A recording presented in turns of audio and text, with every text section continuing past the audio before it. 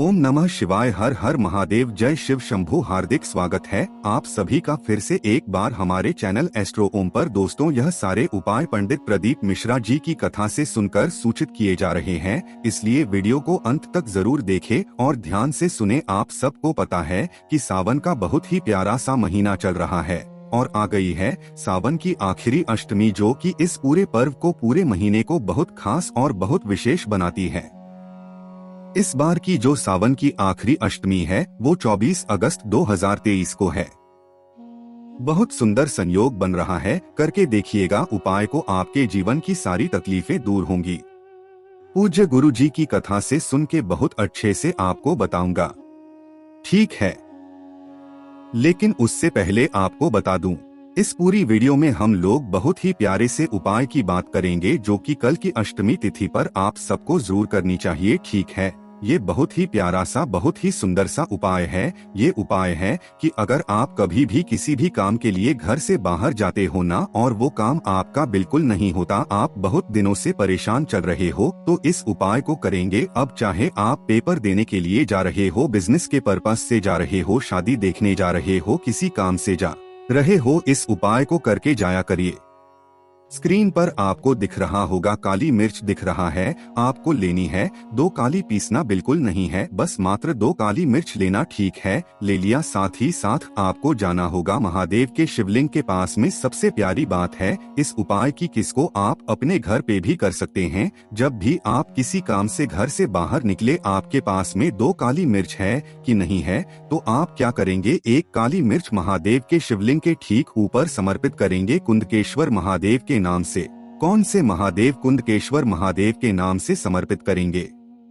और जो दूसरे काली मिर्च है, जब आप अपने घर से गेट से बाहर निकलते हैं, जब बाहर निकलेंगे तो आप अपने लेफ्ट पैर के नीचे, कौन से पैर के नीचे, जैसे नीचे रख दिया, और इस काली मिर्च को अपने लेफ्ट पैर बाएं पैर से दबा करके, फोड़ करके, स्मरण करते हुए, जो भी व्यक्ति किसी काम के लिए जाता है उसका वो काम 100% पूरा जरूर होता है। एक चीज का और ध्यान रखेंगे, जैसे मान लीजिए काली मिर्च यहाँ पे रखी है, अब आपने रख दिया, घर से निकले, इस काली मिर्च को आपने अपने लेफ्ट पैर से बाएं पैर से तोड़ा। उसके बाद अचानक से आपको, अरे रुमाल नहीं लिया मैंने, अरे पानी नहीं लिया मैंने, आप एक बार फोड़ दिए तो घर के अंदर फिर एंट्री नहीं लेंगे। फिर आप किसी और इंसान से कहेंगे कि वहाँ पे रखा हुआ है, उसको उठा लाओ या फिर उसको दे दो, ठीक है? इस तरीके से उपाय के कुछ नियम होते हैं, कुछ तरीका होता है, कोई समय की पाबंदी नहीं है। किसी भी समय इस उपाय को आप कर सकते हैं, जब भी अपने घर से आप बाहर जाएंगे, ठीक है? समझ में आई बात? चलो, यहाँ पर हम सभी लोगों ने पहले की बात कर ली है, आगे बढ़ते हैं। इस वीडियो में हम लोग अपने दूसरे उपाय की तरफ। देखो, अष्टमी तिथि आई है,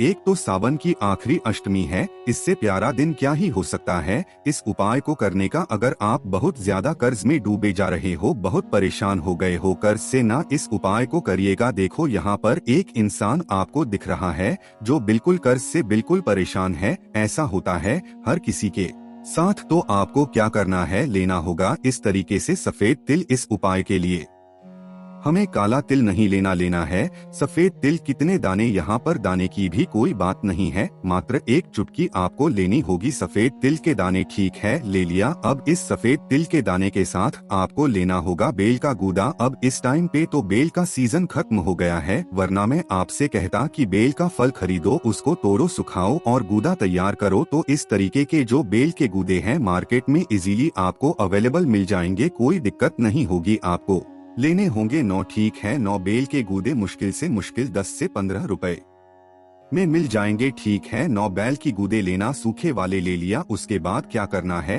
आपको शाम के टाइम पे प्रदोष काल में, ठीक है? अष्टमी तिथि के दिन, कोई सी भी अष्टमी तिथि हो, अष्टमी तिथि के दिन शाम के टाइम पे प्रदोष काल में ऐसे एक हवन जला लेना, ठीक है? अब हवन किसे जलाएंगे, तो आपके घर में कोई भी वो हो, जैसे होता है ना, उपला हो या फिर आपका पूर्व हो, कुछ भी हो, किसी भी तरीके से आप जला लेना, ठीक है? जल गया, हवन जल गया। आम की लकड़ी से भी जला। शाम के टाइम पे प्रदोष काल में आपके पास बेल के कितने गूदे हैं? 9 गूदे मैं यहाँ पे लिख दे रहा हूँ ताकि आपको समझाने में इजी हो। 5, 6, 7, 8 और 9, ठीक है? 9 बेल के गूदे आपके पास में हैं। आपको क्या करना होगा, आपको एक एक बेल का गूदा श्री शिवाय नमस्तु का स्मरण करते हुए या फिर भगवान शंकर का ध्यान करते हुए आपको एक के एक बात मतलब एक एक करके डालने होंगे।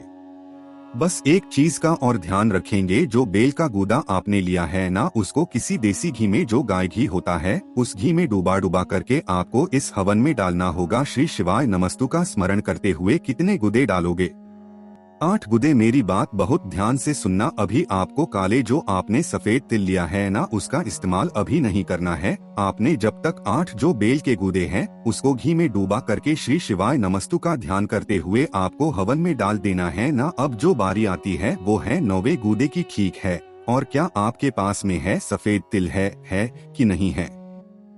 9वां गुदा लेंगे, इसको किसी देसी गाय के घी में डुबाएंगे और इस सफेद तिल को इसी गुदे के साथ लेंगे। जो 8 गुदा आपने और डाला है उसमें सफेद तिल नहीं लेंगे बिल्कुल भी। जो 9वां गुदा आपने बेल का लिया है उसमें मिला लेंगे सफेद तिल, ठीक है? मिलाकर के भगवान शंकर और माता सती, किसका? भोले शंकर और माता सती यानी माँ पार्वती का स्मरण करते हुए, और जो भी व्यक्ति आपका पैसा वापस नहीं कर रहा, जिस भी कारण से आप कर्जे में डूबे जा रहे हो, उस कारण का स्मरण करते हुए या फिर उस व्यक्ति का नाम लेकर के हवन सामग्री में आपको वो सारी चीजों को डाल देना है, समर्पित कर देना है। करके देख लीजिएगा, वो व्यक्ति मात्र 15 दिन में आपको ऐसी खबर देगा जिससे जो आपका कर्जा होगा वो चुगना स्टार्ट हो जाएगा। बात आई समझ में? तो इस उपाय को करेंगे। एक चीज का और ध्यान रखेंगे, अगर ये कर्ज आपने अपने ऐशो आराम के लिए लिया था, यानी कि बिना जरूरत के ऐसे ही सिर्फ पैसे उड़ाने के लिए लिया था, तो इस उपाय को मत करना, क्योंकि भी उसी की बात मानते हैं, उसी की सहायता करते हैं जो सच में परेशान हैं। आपने अपने खुद के खर्चे के लिए, आपने घूमने फिरने के लिए अगर कर्जे वर्जे लिए थे तो इस उपाय को करने की जरूरत नहीं है। फिर आपको अपने मेहनत से, अपने कर्म करके ही उस कर्ज को लौटाना पड़ेगा। चलो, यहाँ पर हम सभी लोगों ने 2 उपाय की बात कर ली है, आगे बढ़ते हैं। इस वीडियो में हम लोग अपने तीसरे उपाय की तरफ। लेकिन तीसरा उपाय क्या है, क्या बेनिफिट है, उससे पहले एक छोटा सा काम, और वो है वीडियो को करेंगे लाइक भी। भाई बहन मेरी आवाज पहली बार सुन रहे हैं तो चैनल को सब्सक्राइब करिए, ठीक है? चलो अब इस तीसरे उपाय के सबसे पहले बेनिफिट समझ लेते हैं, सबसे पहले फायदे समझ लेते हैं। यह उपाय स्पेशली होगा कि अगर आप किसी भी मतलब होता है ना कि ग्रह बहुत परेशान कर रहे हैं, कोई भी ग्रह से आप परेशान हो, चाहे मंगल ग्रह हो, शुक्र ग्रह हो, शनि ग्रह हो, कोई भी ग्रह बहुत परेशान कर रहा है ना, तो कल है अष्टमी तिथि, साथ ही साथ कल है गुरुवार का भी दिन, तो आपको क्या करना है, लेना होगा इस तरीके से चने की दाल, बहुत ज्यादा एक छोटी सी कटोरी में चने की दाल लेना, इसको भिगाना नहीं है, बस ऐसे ही सूखा सूखा चने की दाल लेना। फिर आपको लेना होगा इस तरीके से एक गुड़ का टुकड़ा, थोड़ा सा बड़ा ही लेना है। गुड़ का टुकड़ा है ना, बहुत बड़ा नहीं, लेकिन बड़ा लेना। क्या करेंगे, जिस कटोरी में आपने ये लिया है चने की दाल को, उसी कटोरी में आपने उस गुड़ के टुकड़ों को भी रख देना है। और आपके घर के आसपास कोई भी गाय घूमती हो या फिर कोई गौशाला हो तो ले जाकर के चने की दाल को खिला देना। आप इतना 3 से 4 गुरुवार सिर्फ करके इस उपाय को देख लीजिएगा, आपको खुद फर्क नजर आएगा कि आपकी लाइफ पहले कैसे हुआ करती थी और बाद में आपकी लाइफ कैसे हो गई, आपको पता भी नहीं चलेगा है ना। जो भी व्यक्ति गुरुवार के दिन चने की दाल में गुड़ को मिलाकर के गौ माता को खिला देता है, उसके जीवन की सारी तकलीफें दूर होती है, उसको कभी भी कोई ग्रह बिल्कुल भी परेशान नहीं कर सकता। समझ में आई बात मेरी? तो इस उपाय को करिएगा, बहुत आसान सा, बहुत ही इफेक्टिव उपाय था। एक छोटी सी बात और कि अगर आपको ये चाहिए कि मेरे पास मेरे साथ सब कुछ अच्छा हो, तो गुरुवार के दिन कोई भी एक पीली चीज, एक छोटी सी रुमाल ही ले लो, किसी भी ब्राह्मण देवता को, किसी पंडित जी को आप देना स्टार्ट कर दो। 4 गुरुवार देना स्टार्ट कर दो, कोई सी भी पीली चीज। आपको देखना कि बहुत ज्यादा आप आज जीवन में आगे बढ़ोगे, कभी भी पीछे मुड़ने की जरूरत आपको नहीं पड़ेगी, ठीक है? चलो, तो यहाँ पर हम सभी लोगों ने 3 उपाय की बात कर ली है, आगे बढ़ते हैं। इस वीडियो में हम लोग अपने चौथा उपाय क्या है, अपने इस आखिरी उपाय जो कि हमारे इस वीडियो का है, ये किसके में काम आता है, जब भी गुरुवार का दिन आता है। अक्सर ये उपाय मैं आपको याद जरूर दिलाता हूँ। अगर आपकी बॉडी में कहीं पर भी पेन रहता है, यानी कि कहीं पर भी सिर में दर्द है, कमर में दर्द है, हाथ में दर्द है, पैर में दर्द है, कहीं पर भी आपकी बॉडी में पेन होता है ना, इस उपाय को करना स्टार्ट कर दीजिएगा। 2 से 3 गुरुवार से करके देखिएगा, वो दर्द कहाँ जाएगा। आपको पता भी नहीं चलेगा। स्क्रीन पर आपको दिख रहा होगा दाल। ये कौन सी दाल है? ये है चने की दाल। अब इस चने की दाल को कितने दाने लेने हैं? 7 दाने लेने हैं। कितने दाने? 7 दाने लेना। चने की दाल के ले लिया। अब आपको उन चने की दाल को लेकर जाना होगा महादेव के शिवलिंग के पास। उनके मंदिर में करना चाहो मंदिर में, घर पे करो, सुबह दोपहर शाम जब भी आपको मौका मिलता है कर सकते हैं। फेस रखना उत्तर दिशा यानी कि नॉर्थ डायरेक्शन। आपके पास में कितने टुकड़े हैं? 7 चने की दाल के दाने हैं। एक एक दाना आपको चढ़ाना होगा। श्री शिवाय का स्मरण करते हुए। किसका स्मरण? श्री शिवाय का ध्यान करते हुए आपको समर्पित करना। समर्पित करने के बाद जन वगैरह कुछ नहीं चढ़ाना है, बस समर्पित करना। महादेव से हाथ जोड़कर विनती करना।